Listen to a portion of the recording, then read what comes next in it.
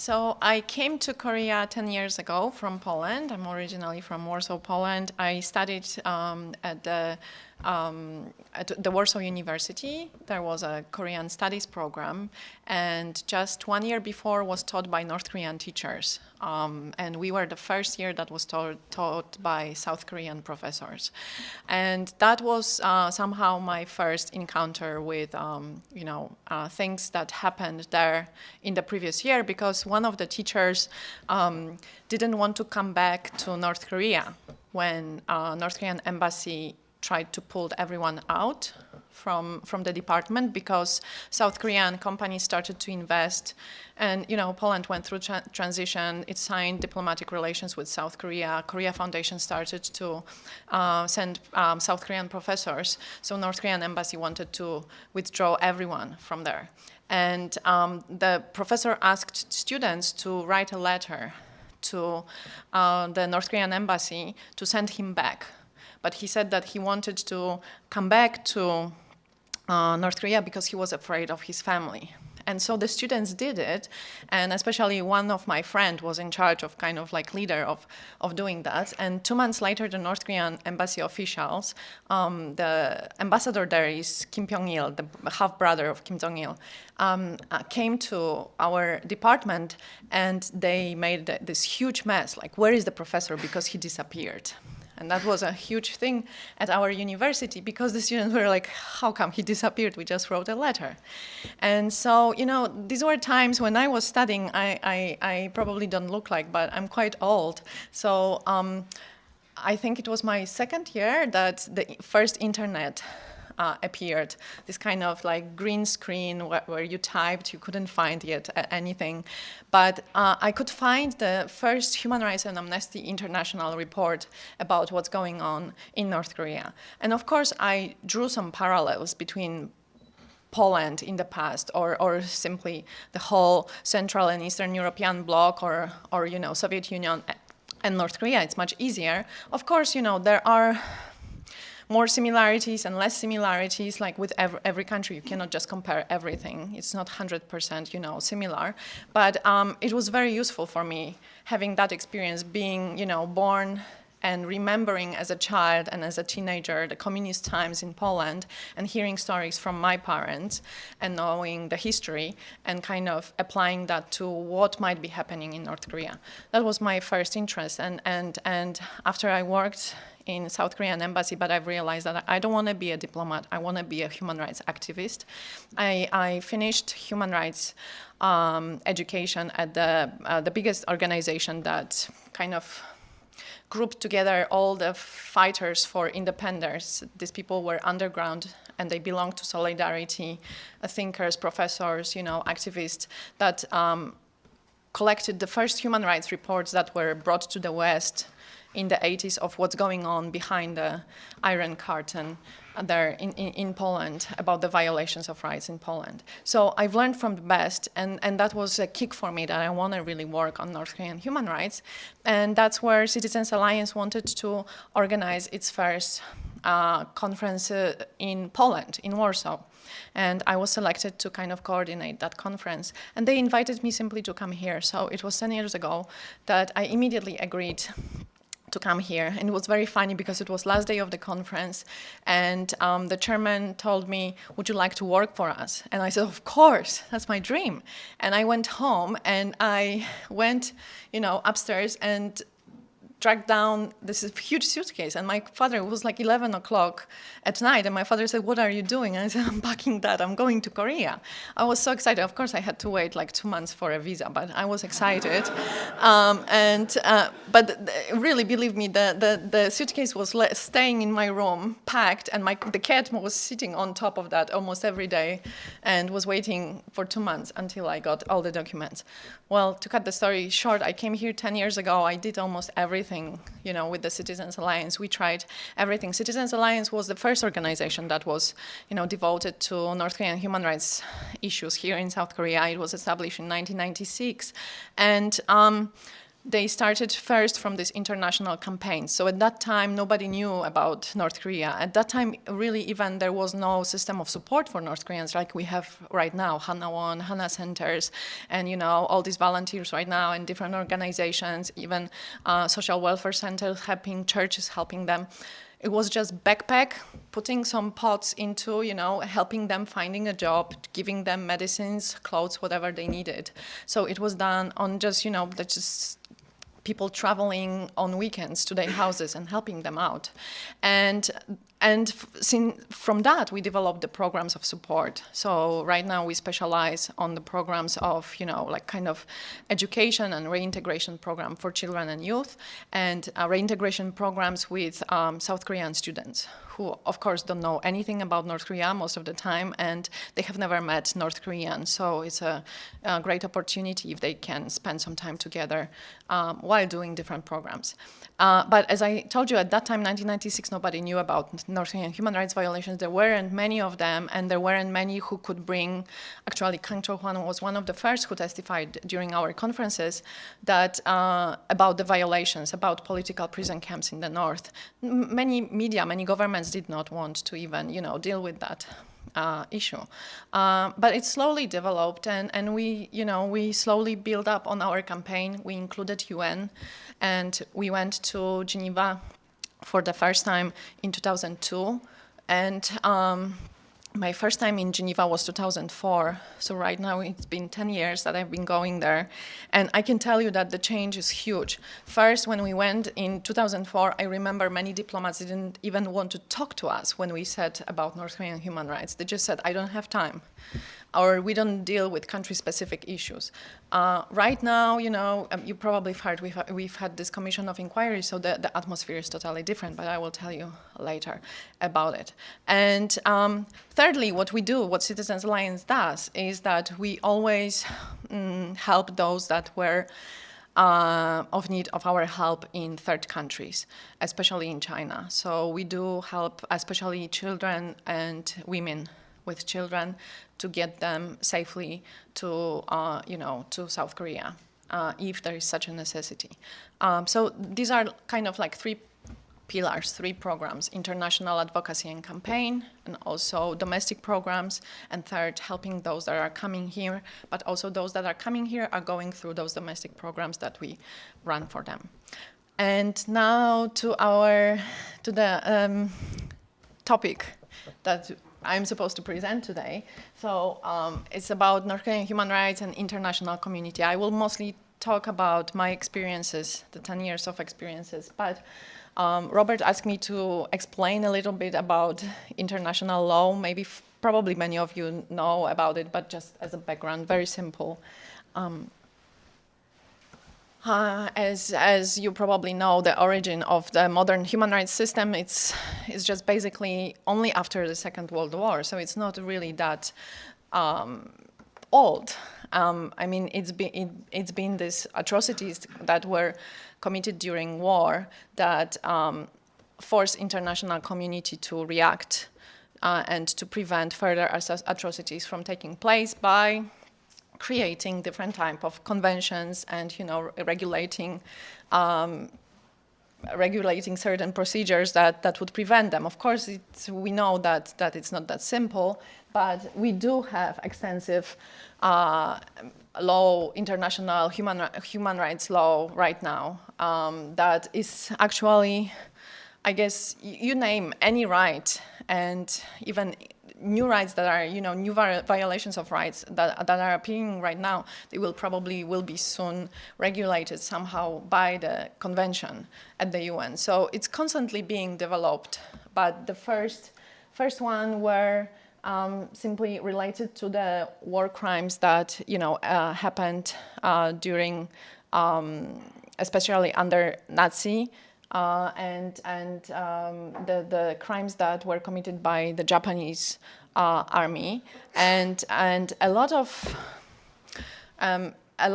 the concept that we have today, like for example genocides or crime against humanity, war crimes, a lot of these concepts were existed in kind of customary law, so they were not written really down, but it was obvious for many that you shouldn't do that.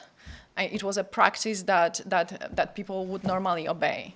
And they were simply collected together, and for example, the Genocide Convention, the word genocide appeared also at that time. And the Genocide Convention was created in 1998. And what we know right now, what constitutes genocide is still applied even these days. So anything, any intent of elimination or elimination of any group, whether this is ethnic, religious, or a national group, it might constitute genocide. But interestingly, these concepts were derived from the war crimes. So these crimes happened during the war, right? Because it was, for example, the Holocaust or the crimes that were perpetrated by Japanese troops. So we didn't have really conventions that would also regulate certain human rights that would apply to times in peace. And so could you go to the next one?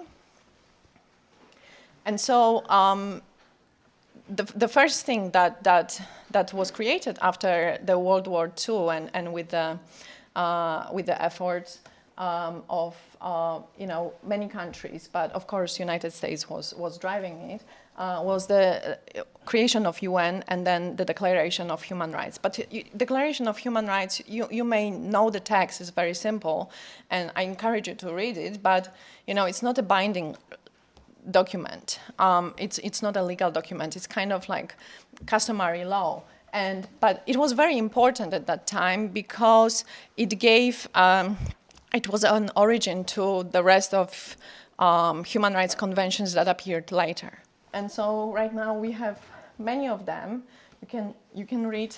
So, but the two most important ones are Economic, Social, and Cultural Rights Covenant and Civil and Political Rights Covenant, which together with Declaration for Human Rights constitute the so-called Human Rights Bill.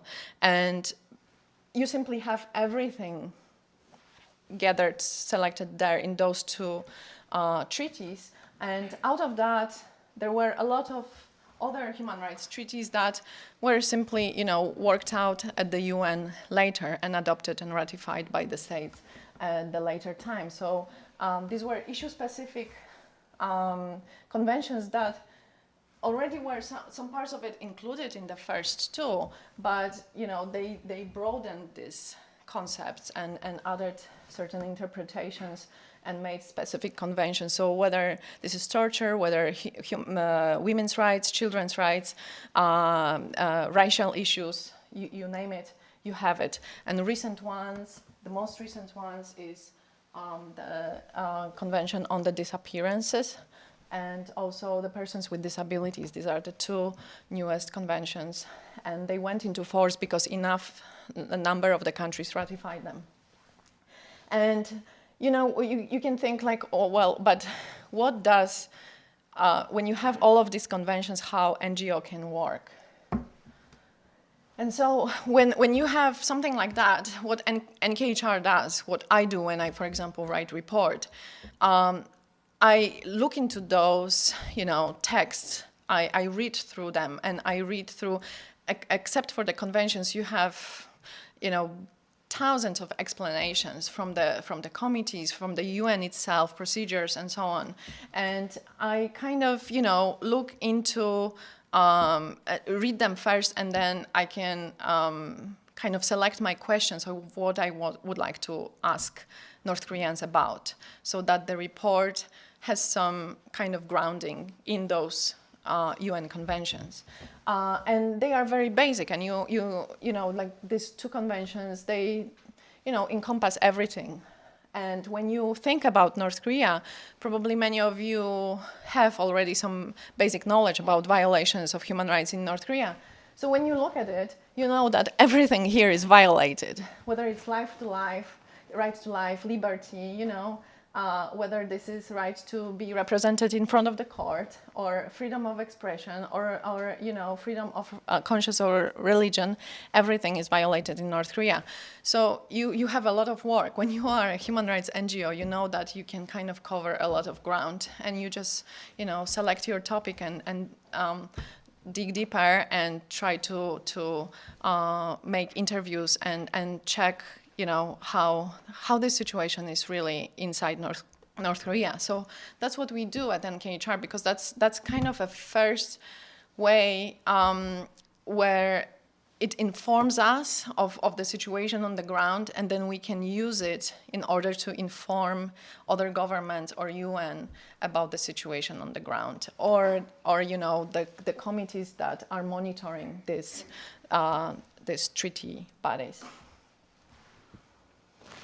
And regarding, you know, the monitoring system or enforcement system at the UN, of course, you probably know that it's very weak. I mean, in the UN itself, we don't have really a system of enforcement. I mean, really system of enforcement, because nobody can, you know, enter with the force, or nobody can put sanctions there for human rights violations unless it goes through the Security Council, which is a very long way. And so what we do is that when you have these conventions, when you have all these human rights, you know, treaties, each of these treaties that were adopted, it has its own committee. There are international members that are sitting on that committees, and these committees review the states. So the states are supposed to present the reports about the situation of human rights on the ground, and usually NGOs produce at that time their own shadow reports, so-called shadow reports, about how they view the situation on the ground, and they inform the members of the committee. And the members of the committee, of course, question the delegation during the review. And this is a very interesting process for democratic states, because you can see a lot of NGOs and there is a lot of media being present. And, you know, in the democratic countries, people do pay attention not only to what government is saying in the country, but also outside the country, what kind of pledges it makes. And then they are, you know, keeping them accountable that you said that. And then of course, this is very important for human rights activists. But with North Korea, when you go there, there's nobody sitting there, you know, there is no NGO except for those that are outside. And of course, only this North Korean delegation that tells that, you know, North Korea is a heaven on earth. Can we go further? So, no, not yet. Sorry, one before. So, that's about the committees. But normally we don't have at the UN, you know, the kind of human rights court that, for example, we could submit a case that country is violating. I mean, there is an International Court of Justice where, like, state can sue another state, but these cases were very rare. We don't have really a court. The first type of court was appointed by Rome Statute. It was the International Criminal Court. It's not within the UN system. It's kind of outside, but it may be referred by the UN Security Council to, the case can be referred to ICC, and it has been done before, but it's the court outside. We don't have anything within the UN, like, for example, in Europe, when you have European Court for Human Rights in Strasbourg, when individuals, after they, you know, exhaust the way of legal procedures in the country, and they are still not satisfied and they think their right was violated, they can submit the case to the European Court. And then if European Court judges against the country, there are usually certain sanctions, like, for example, financial sanctions, the country has to change the law and so on. So it's very important, it really works. But at the UN, we don't have that. So unfortunately, you know, it's not something that we can really strictly enforce these human rights. And countries like North Korea, of course, use it today, benefit. And so with the UN, NGOs use several mechanisms. There are such mechanisms, like recently made universal periodic review. And what it is that every 4 years, every country that is a member of the UN has to go through the review. And it's a peer-to-peer review, so it's not the experts, any human rights experts or experts on other issues that are reviewing them. It's just diplomats asking questions to the delegation from that country that is being under review. So the process is very simple, and it's kind of like treated. I mean, many countries are happy with that, especially those countries that are really huge human rights, violators. And there is no sanctions attached, of course, to that system of review, because it is viewed as a kind of, pro-cooperation and so on. And North Korea is actually going through its second cycle. So it went through its first cycle in 2009. And right now, tomorrow, it will be reviewed for the second time. And so I will be watching it to see what they are saying, of course. Second kind of, procedures that we can use at the UN and NGOs use are special procedures. So this is like the whole body of different experts or groups that focus on different thematic issues, or sometimes country-specific issues. So probably many of you have heard about country rapporteur for North Korea, for the DPRK. And he's one of these, he belongs to these thematic procedures, and he's this country-specific rapporteur. But there are also thematic rapporteurs, so on the right to food, freedom of, religion, or freedom of opinion and expression, or there are working groups or on arbitrary detention or on enforced and involuntary disappearances. Whole huge list of these special thematic procedures, and NGOs do use it. Why they use it? Well, in the special procedures, you have a system of individual complaints, and that system is the most used at the UN with these special procedures. So NGOs or individuals can simply submit a claim against its government, and this group of experts will ask the country about what has been happening on the ground. And it's, of course, an engaging process, again, with democratic countries, or countries that respect to a certain extent human rights, and with countries like North Korea, it's simply non-existent. I will explain about it a little bit in a while. And the special procedure also that is very rarely used, but in recent years has been used, for example, with Syria, is a commission of inquiry, and also with North Korea. So it's kind of parajudicial type of body where it's appointed only where the international community is so frustrated with the country, with the lack of cooperation from that country, and it knows that the knowledge is there that the human rights violations are so extreme that there is a need to kind of investigate whether crimes against humanity were committed in that country. And that's why Commission of Inquiry has been appointed also for North Korea. And this I listed here. I know it's boring, but I really don't like slides. I prefer just normal talk. The North Korea cooperation with the UN system. So North Korea is a part to these conventions: civil, political rights, social, cultural rights, women, children, and they recently signed the Convention on the Rights of the Persons with Disabilities, although they haven't ratified it yet. And they submitted reports. As I told you, they have to submit reports, go through their review. At first, they were submitting the reports, and NKHR went to reviews by Human Rights Committee in 2001, and then there was, and then in 2005, we went to New York for CEDAW, for women's rights, and in 2009, we went for the review on the children's rights, and that was the last review, because soon after the Universal Periodic Review came up, and many countries used that instead of submitting these reports. These reports are very extensive. You have to use a lot of statistics, and then you have to come. There is a whole day when you are grilled. So many countries that have a lot to hide prefer not to do that. They prefer UPR, and that's how they use this UPR system instead of this system. And so North Korea stopped sending any of these reports to these human rights bodies. and the special rapporteur on the situation of human rights.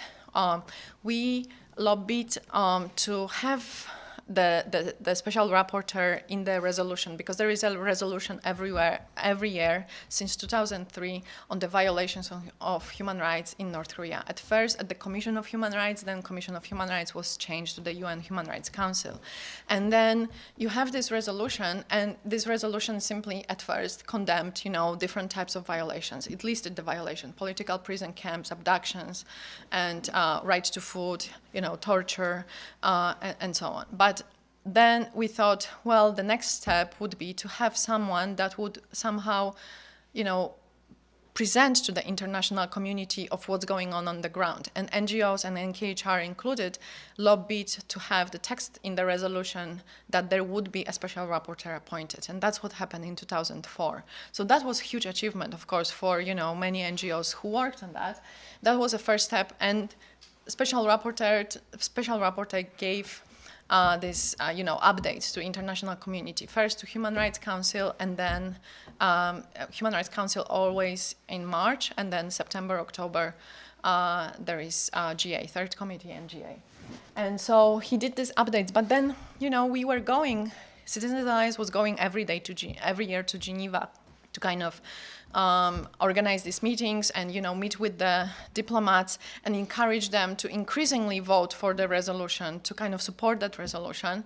But we've realized that there are so many issues at the UN, and the diplomats simply got used to the fact that there is a resolution. Okay, there is a rapporteur on North Korea, there is this resolution, adopted, fine.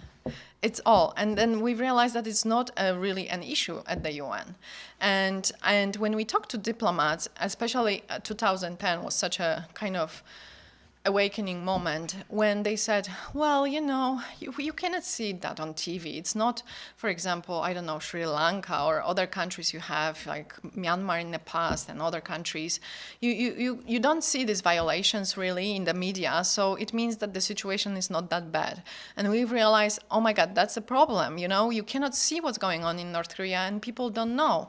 Even when you bring some of these victims, it's still not enough. It's like too big rotation and so on. People just simply don't pay attention.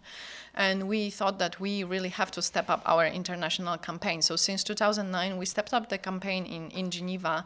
And there was one of, when many NGOs, including international, but also South Korean NGOs started to call for creation of commission of inquiry for North Korea, and this was what we tried, all of us separately, individually, and together tried to achieve. But it was a long process because, at first when we simply thought how to get it through the Human Rights Council. We had, for example, first was the matter of resolution. You had this every year. You had the votes on the resolution, and of course the yes votes were increasing, but still you could see that there were pretty many abstentions. Of course, no votes on the resolution of human rights on North Korea were very obvious. Who? You name it, that. China, Russia, Cuba, Venezuela, Zimbabwe, that were all obvious no votes. But we thought that is it really enough to push this kind of a resolution with the text that would kind of create a commission of inquiry, and how do we go about that? And so what we did, we simply went another way around. We Citizens Alliance asked Navi Pillai, the UN High Commissioner for Human Rights, to meet with us and to meet with 2 victims of North Korean human rights. And she did that. She met with us in December of 2012, and for her it was first meeting, even though the North Korean human rights were almost for the 10 years were on agenda of UN. It was the first time for her to meet with South Korean NGO and to meet with the victims privately. And we talked to her and we asked her to use her office to kind of make it a priority issue.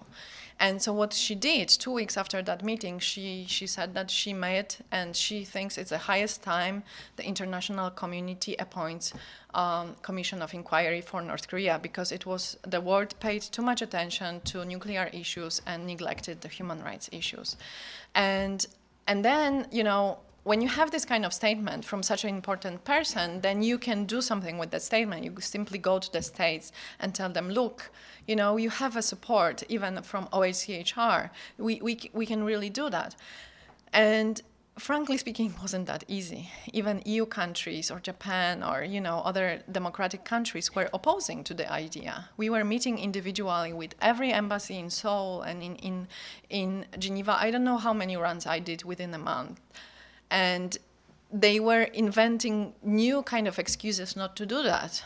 Because we have special rapporteur, why to have it? Then the situation is not that bad, and maybe cooperation with North Korea is just better, you know. And then, but then we said that, you know, it's really unique time, and we will not have China or Russia on the Human Rights Council, so maybe it's a good time to draft it, to put it into the resolution and see. And it was input into that resolution, and guess what? The resolution was not even voted. It was second time it wasn't voted. It just was passed by consensus. There was no call for vote. So it means that all of the countries agreed, except for Venezuela, that has disassociated themselves from this consensus. But that was it. You know, it passed, and so very soon after, the Commission of Inquiry was created, and NGOs also could have an input. I'm just telling you how much, you know, civil society can really do when they track on this issue, because you could also submit your candidates to the president of the council. At that time, it was Polish ambassador, and the president of the council is selecting, appointing this, you know, specialist that would be sitting on that commission of inquiry, that would be leading it.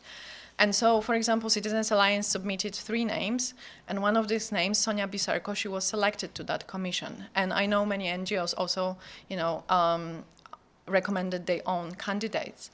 And the commission, you know, also built up its own secretariat, people that would, of course, interview people, look into documents, look into satellite photographs, and talk to experts who worked inside the country in the past and also, you know, outside the country.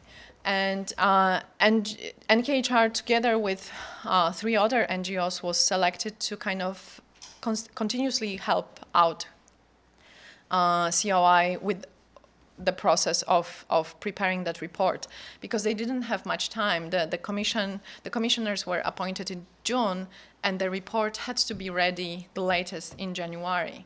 And it's an extensive report, so, you know, and many NGOs did help with both setting up individual and kind of private hearings and public hearings and checking information, providing documents.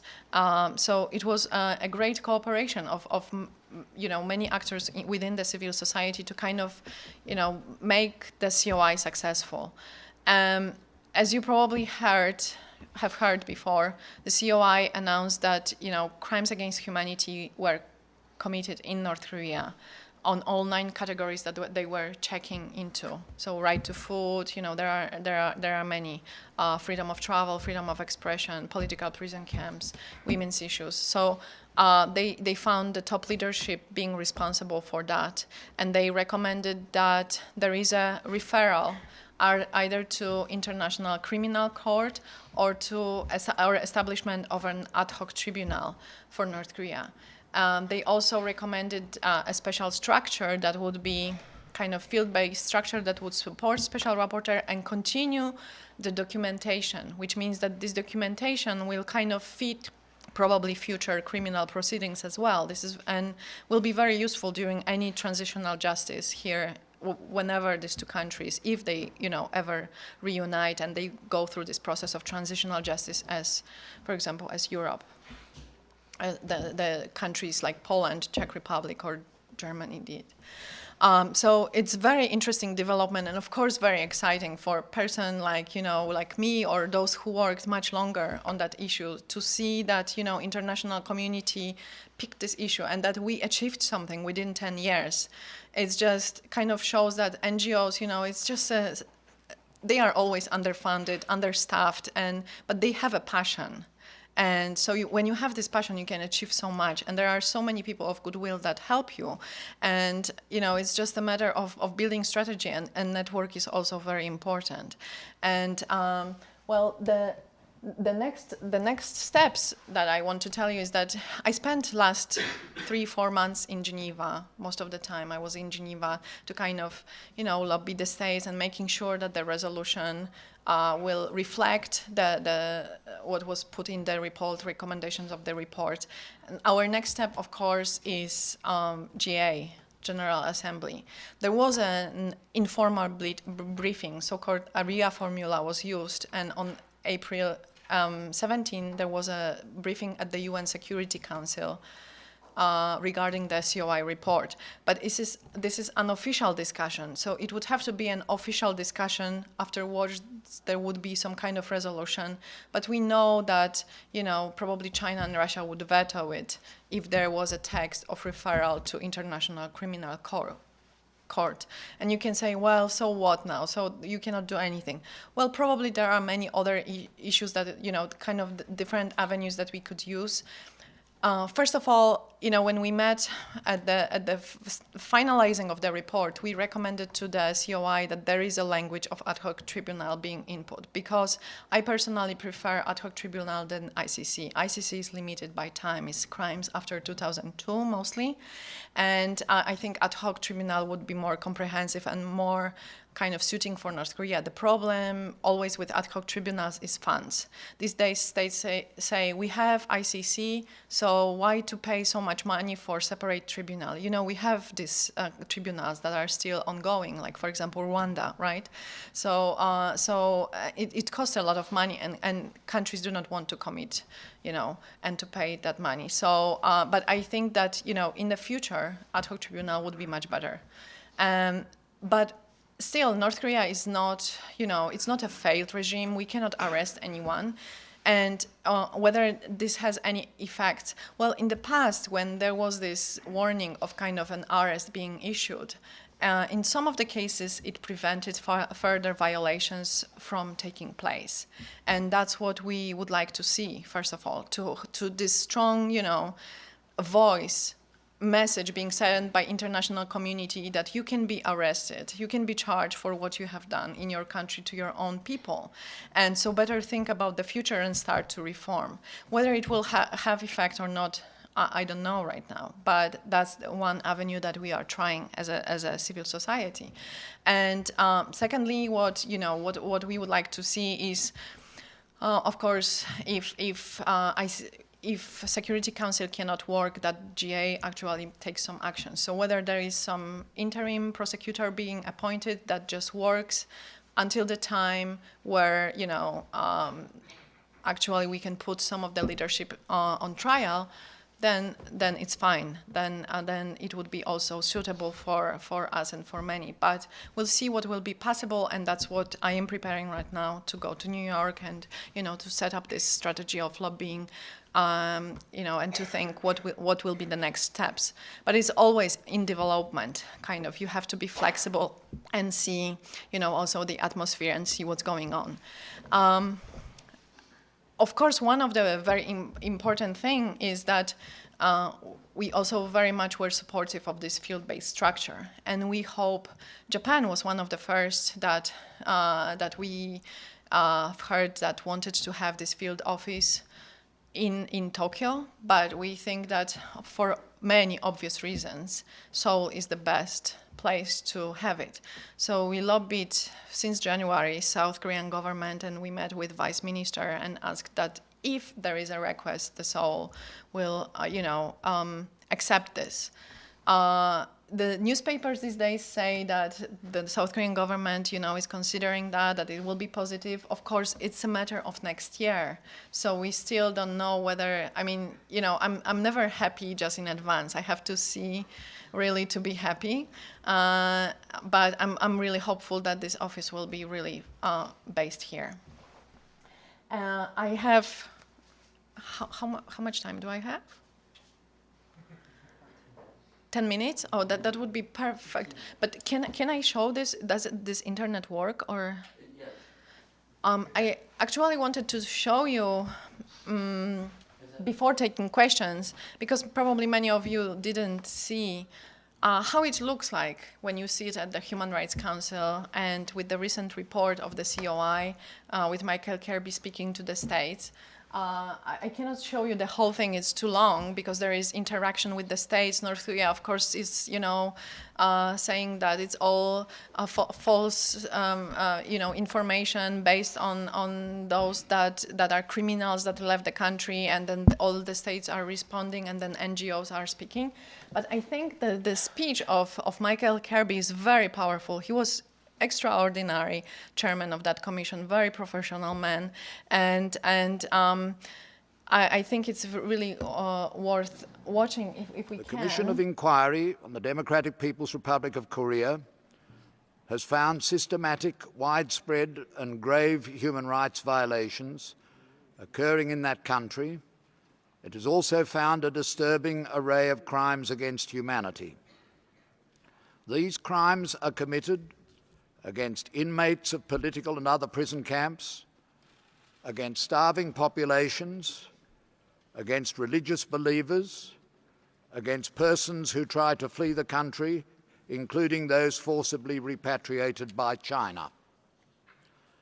These crimes arise from policies established at the highest level of the state. They have been committed and continue to take place in the Democratic People's Republic of Korea because the policies, institutions, and patterns of impunity that lie at their heart remain in place. The gravity, scale, duration, and nature of the unspeakable atrocities committed in the country reveal a totalitarian state that does not have any parallel in the contemporary world.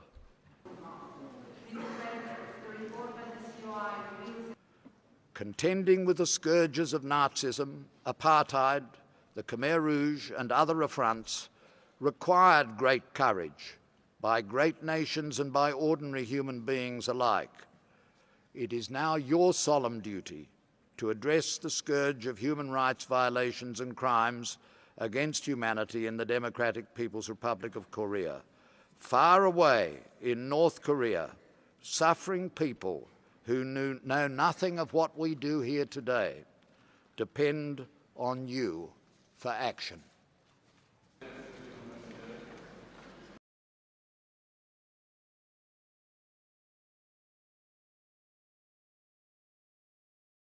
Hello, Hi. my name is Jason, and first I want to say thank you for coming and for everything you do, actually. I'm a big admirer of your work, actually, and last year I read the report that you wrote on the 2010 North Korean Women's Rights Act, and basically in the report, if I remember right, you said that it was so vaguely worded, based on the Chinese Women's Rights Act that was also vaguely worded, but North Korea's was even worse. And you pretty much said that it hasn't really been enforced, even what's in there so far, and unlikely to be so in the future. And I was wondering if you had, since this was published last year, has there been any improvement in this whatsoever? Has it seen any enforcement, or any other thoughts you have on the issue? Thank you. Well, thank you very much, and thank you for your kind words. With North Korea, it's always like that when it comes for some kind of a review, it just shows that it did something. And since, for example, NKHR was present during the CEDAW review and during the Committee on the Rights of the Child review, and we then pressed the states to kind of address women's and children's issues during UPR. And that was one of the top issues that was addressed by many countries. And when North Korea came back, it kind of showed, look, we adopted new laws on women and on children. And of course, they did it within a very short, a span of time. So this law is really, it is really vague because they didn't address certain very important issues, like, for example, violence against women in the society, including domestic violence. And there are no definitions. You name it, whatever it is, there's no definition. You don't know who is responsible for what. They kind of charge responsibility, give responsibility to the Women's League. They don't even, name kind of strictly, I mean, Women's League is also a, kind of governmental organization, but strictly kind of ministries that would be responsible for making changes in the country.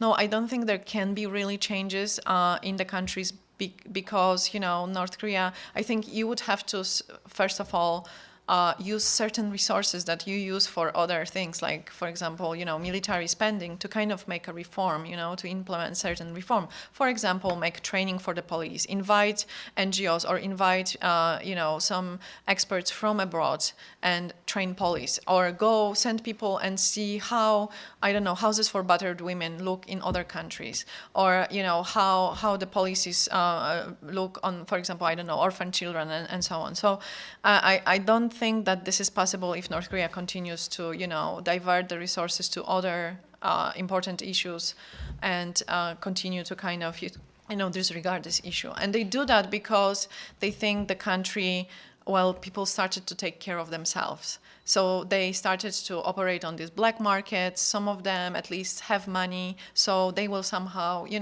survive in that world.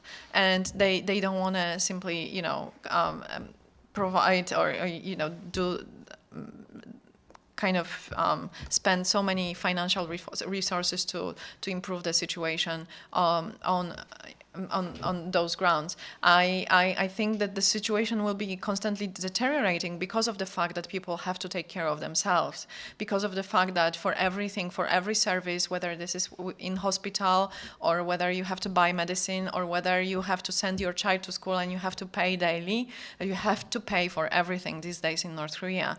And these are new human rights abuses there that are happening. For example, the officials, demanding bribes for the fact that you operate on those black markets, or that you move around the country, or you get to Pyongyang in order to trade and so on. So there are new types, of kind of extortions that are appearing, and the regime is closing an eye on that because these people have to also survive. They know that these are officials, middle level or low level of officials, but they also have to survive, and they cannot, the worst thing for the regime is that these people riot against the policies of the government, of the new regime especially. So I'm kind of, doubtful of how this situation will be going. I haven't seen any improvement in access to education. For example, we talked to young girls that went out of school, whether there was any improvement in terms of education on, simply reproductive rights, for example, or to women on prenatal care. And nothing is really changed because there are, if you have no spendings, for example, on education, or if you have no spendings on medical, system, then of course you will have no improvement. I mean, we talked to the doctors, and the doctors said, look, there isn't, for example, there is, and you probably saw that in the report, there is one, ultrasonography in one of the bigger, hospital in each city. And many of them were donated from, for example, some humanitarian assistance from abroad. But humanitarian assistance donated that, they didn't give us training, and we don't know how to operate that. And you have to go to Pyongyang, bring your own food with you for 2 months in order to be trained how to operate ultrasonography machine, So then one doctor said, for example, that one doctor was simply requiring the patients to bring eggs, to use egg whites instead of the gel that is used with the ultrasonography. So that is, I mean, this situation will be continuously deteriorating. When you ask women, did you have any checkup when you were pregnant? Even those women that were recently pregnant, no. The local person checked, with their hands, the position of the fetus, and that was it. Half of them didn't go to hospital. They didn't even see, I think, the need to go because they thought like, well, the local woman can do that, you know, why would I go? The hospital does not do any tests like blood tests or anything. Why would I go there and spend, you know, so much time and money on that? So I'm very negative on that. Of course, North Korea will be trying to show something. If you read the recent reports to UPR, oh my God, what, you know, all of the medical institutions that they list there, they built new kind of medical institutes, they rebuilt those old ones, equipped them and so on. And they list all different names, but when you check those names, they are all in Pyongyang. And when I had a briefing for the pre-session of the UPR, I told to the delegates, ask why they are all in Pyongyang only. Why not in provinces, you know? Because you don't know that, because you don't know after the names that these institutions, it seems like they are all in different kind of areas. They are all located in Pyongyang. So, you know, this is, you have to kind of be an expert to kind of, or kind of know North Korea to kind of check, you know, because they say certain things and they just hope that they will just go by with what they are saying. And of course they will present, they also, you know, they were accused, in that report we used the issue of disability and what came out during the interviews, and we asked the international community to cross-check the possible, you know, test being conducted, and they suddenly signed the convention on persons with disabilities. It's also kind of preemptive strike for them, but nothing goes after, you know, that they just show it to show to the world that they do something. But it's not like with other worlds, with other countries that they will tell you, that they will show you the statistics, they will tell you what exactly is being done on the ground. It's just naming, you know, certain things, and it's very vague always. In those reports as well, it's very vague. Yeah, so about the international community, I have a couple of related questions.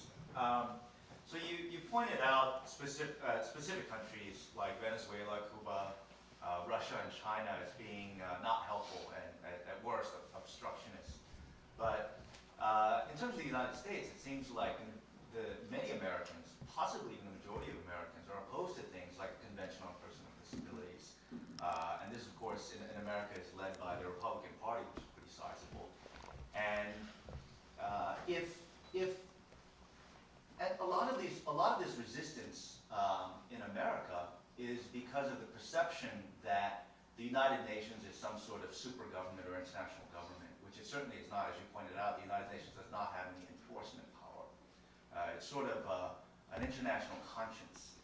And yet when the host country, when the United States is itself sort of openly violating principles like not torturing or waging drone warfare or undeclared wars abroad, doesn't it undermine the moral authority of the United Nations and make any initiatives coming out of the United Nations more difficult to realize? And the second question is, if China is one of these unhelpful, for reasons obvious and maybe less obvious, then as Kirby was saying that, I mean, he was imploring China not to repatriate North Korean refugees, but wouldn't a more effective strategy be, because he also said that it's a responsibility of great states and ordinary people to do something about this North Korea problem, and wouldn't it be much more effective, for instance, for foreign embassies, voluntarily, foreign embassies in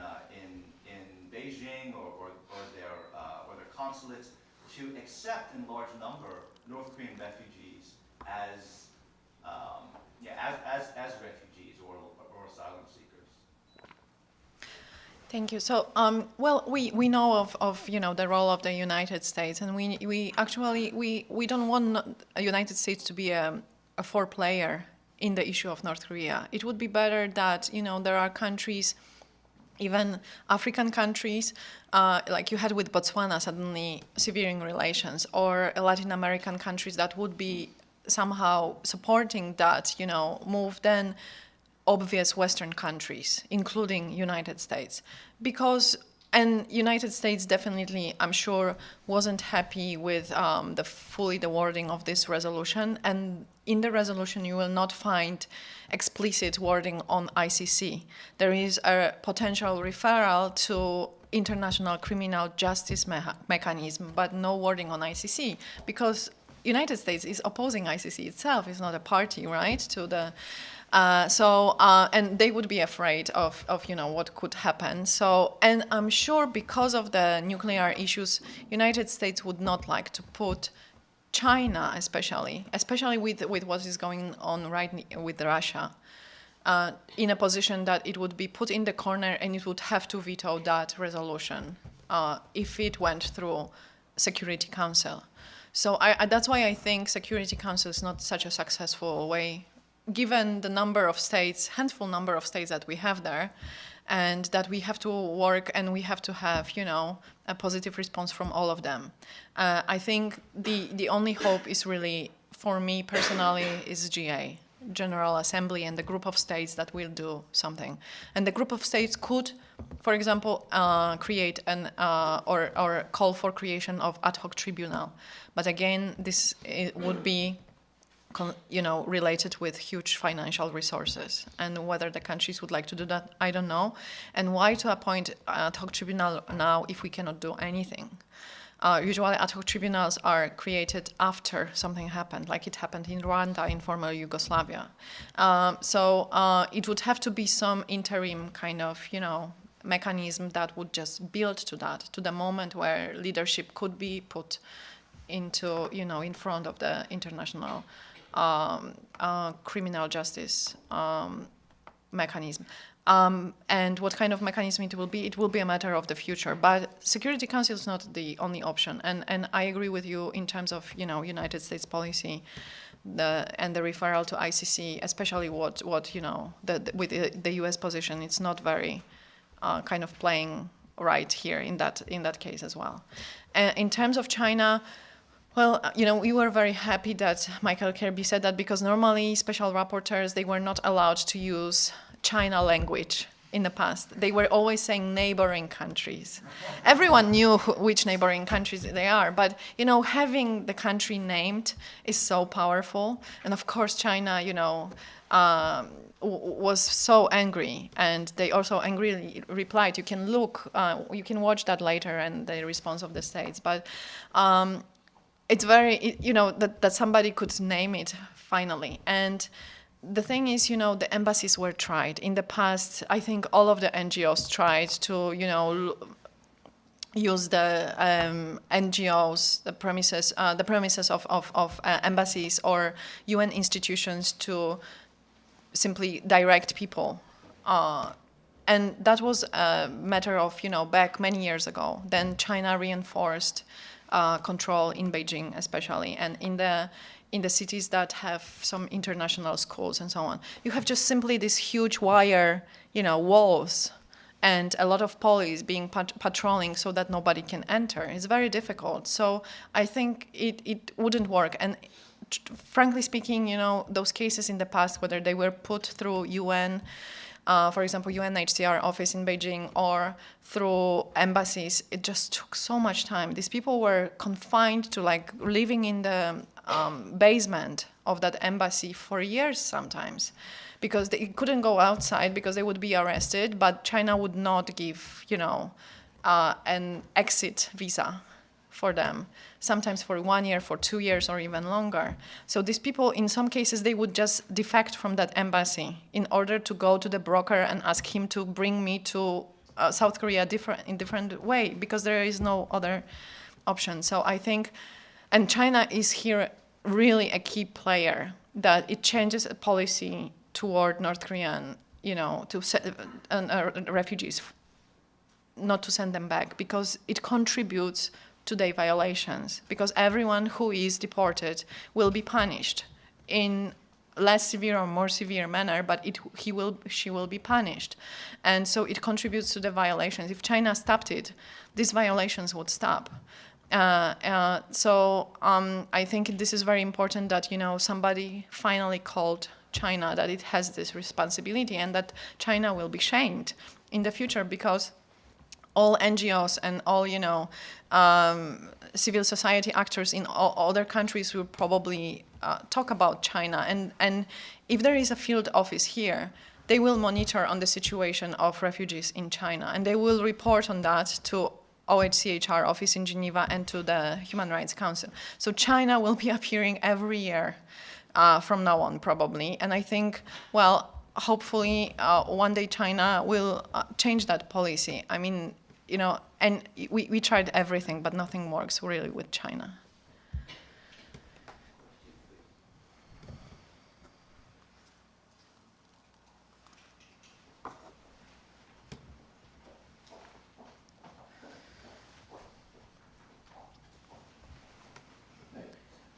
Hi. Is Hi. there any way through the UN to make China stop repatriation? Is there some kind of mechanism that you can employ to get China to stop repatriation of refugees? Well, I don't think so. It would have to be some kind of resolution on sanctions against China that would go through the Security Council that China would veto. No, there is no mechanism. I mean, this is always naming and shaming. That is the problem of UN system, that the only body that has teeth is the Security Council. Whether these are economic sanctions, whether this is allowance for, I don't know, some military intervention, this can only go through the Security Council. The human rights, the UN system is just this, the international conscience, as you said. It's just the moral police, and the naming and shaming sometimes work in terms of some countries, and China wants to be viewed as an international player, power, economic power, and also in the future probably military power, and also very important player in other countries in the region. So we just hope that with time it will work, this kind of pressure on China, but it would have to also come from citizens in China. And I know there are, we have been told about many posts on the blogs in China that some bloggers were against, the Chinese government policies on North Korean refugees. So there are people, just individuals that are writing, and there are experts that wrote articles, and that these articles were critical of these policies on North Korean refugees issues. So I think China is a hope, because it always had this dissident voice, and this, always silence, but this human rights voice is there. And I think with time we may count also on opposition within China on what Chinese government is doing toward North Koreans, and kind of logics behind it.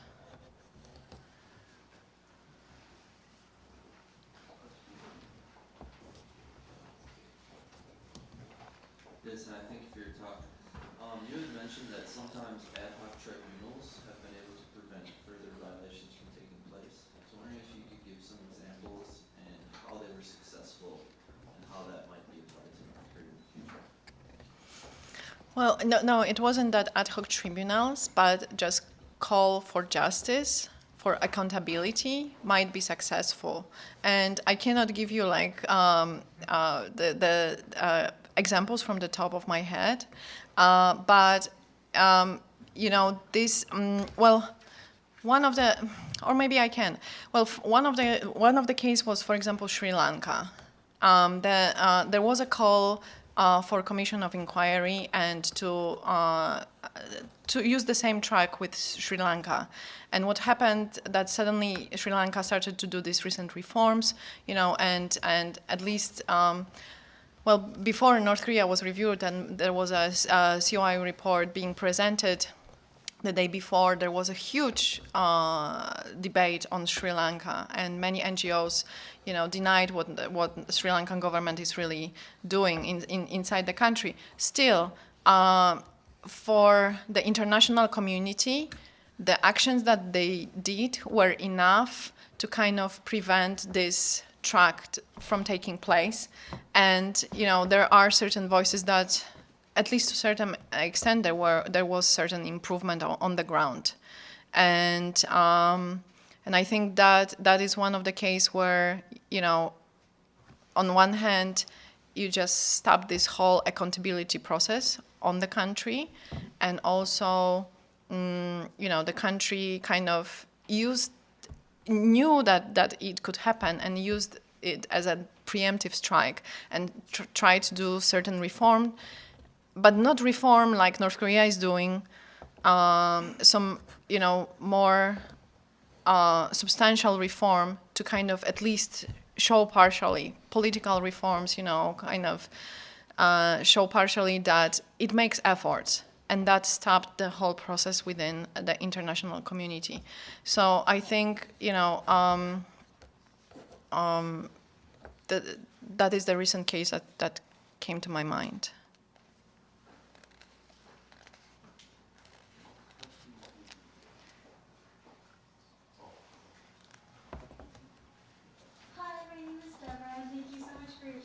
Hi. So it's quite heartbreaking to continuously sit and watch this repetitive cycle of inefficiency within the UN system. And I was wondering, you know, do you see any change in the future of international law where we can sort of give, as you say, some teeth to the UN structure and fortify enforcement mechanisms? Do you see that in the international law system? Is there any solution to this, or I just wanted to hear your take on this? Well, I understand your feelings, because I was very disappointed with the UN myself until I think 2 years ago, when all these changes started to happen, and we were driving this process, and I'm excited. Right now, you know, I'm crying all the time. I think I know that speech by heart right now. But no, I don't think so. It's possible. But I do observe the drive to for accountability being constantly present in the discussions of international community and at the UN. So I think the accountability itself will become a huge issue in the time, you know, in the nearest years, not only toward North Korea, but also other countries. And of course, the only way to do that would be either that the country is a party to the Rome Treaty and recognizes the jurisdiction of ICC, or it's referred to ICC through Security Council. But I think this will be, this kind of road will be used more often in the future. Because what I told you, that there is this concept, you know, and this feeling that in terms of certain countries that are non-cooperative, it's the only way to send warning that, you know, either now or whether the regime falls, you will be accountable for the crimes that your regime did on the ground, and you will stand the trial, and you might spend lifetime, or you will have to commit suicide like your, you know, brothers, Nazi brothers or others that did that, that were put on trial. So I think that's one of the avenue that many countries will use, and I think that in terms of international law, we will not rather change, but this avenue of kind of, you know, referring certain regimes to the international criminal justice, it will be probably used more often.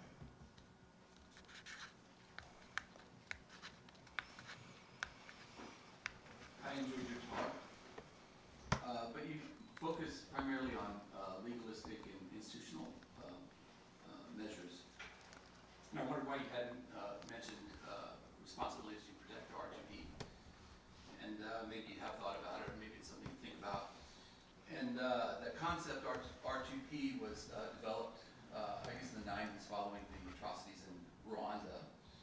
And what people did, they reassessed this notion of sovereignty norms. And under the traditional, you know, Westphalian concept of sovereignty, sovereign states can do anything within their borders. However, under this concept, the idea is that state leaders or governments have a minimum responsibility to protect their citizens. So these war crimes or crimes against humanity are unacceptable.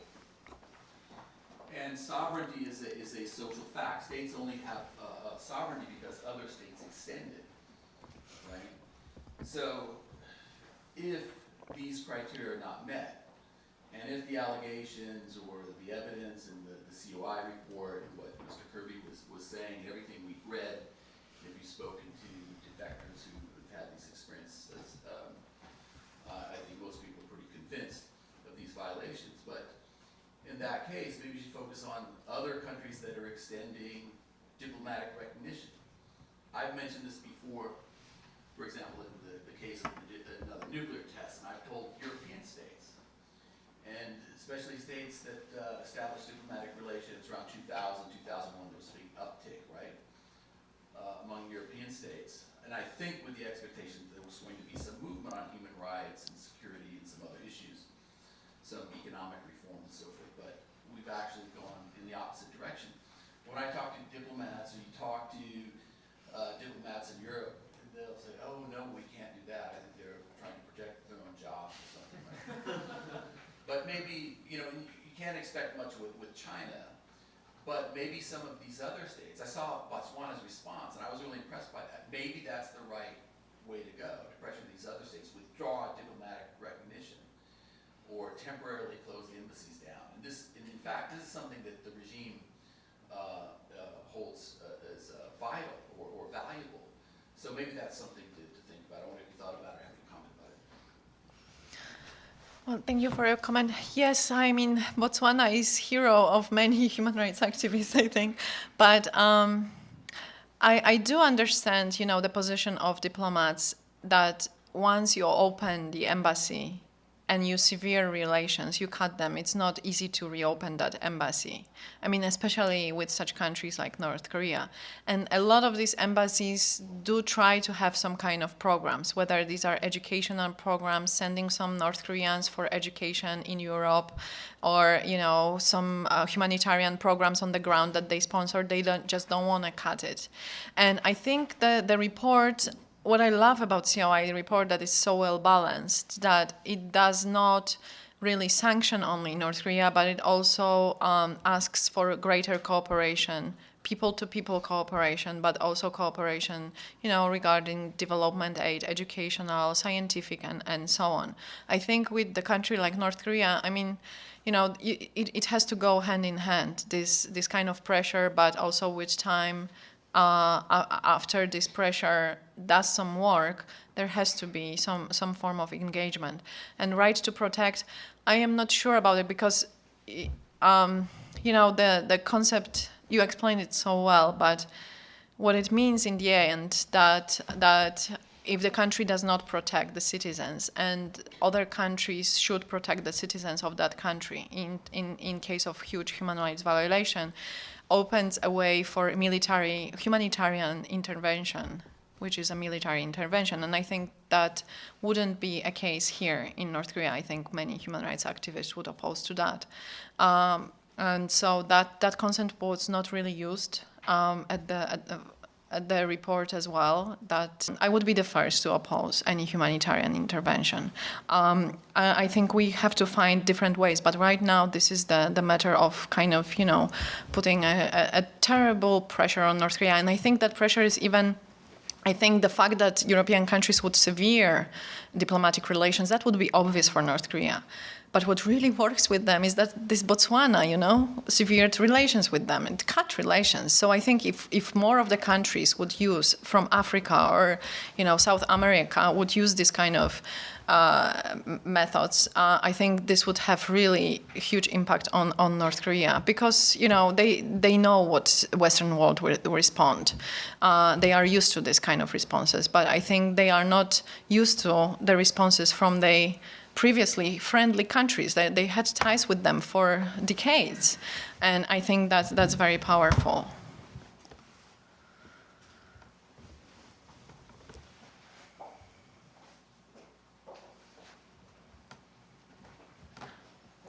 Thank you for your hard work and all your endeavors to human rights.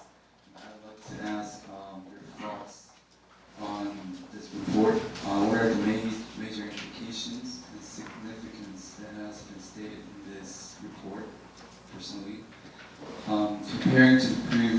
works of international human rights?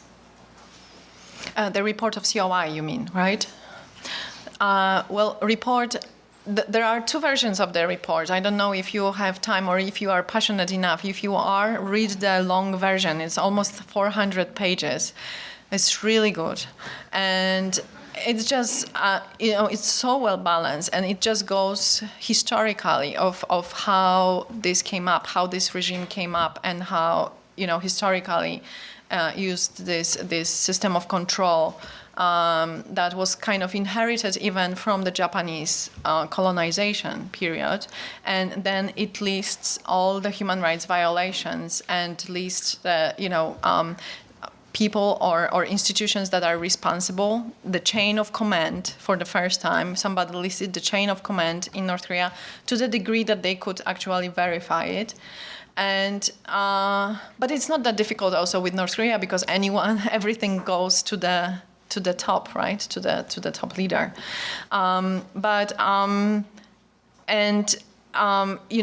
It also, what it did is just, it gives voices of the people for the first time. So it was unique with the Commission of Inquiry, with this Commission of Inquiry, because it is not only the report that you can just read, you could also see that.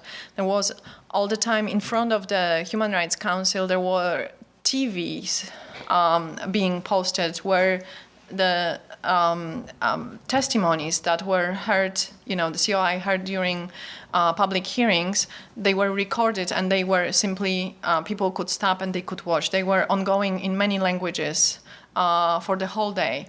And it was the first time that they posted that online for the diplomats and other UN officials to see. And also they included these voices in the report itself. So it's not that it's analysis of some people of what's going on in the ground.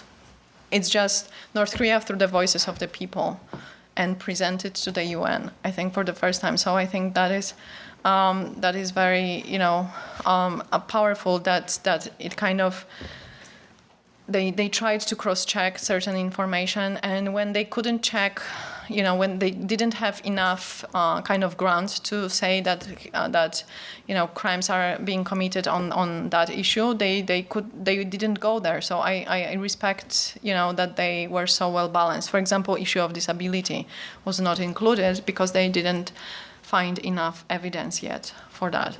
But other than that, it's the first comprehensive report, because simply the special rapporteurs, they don't have enough time. They just do the updates of what's happened within that year in the country.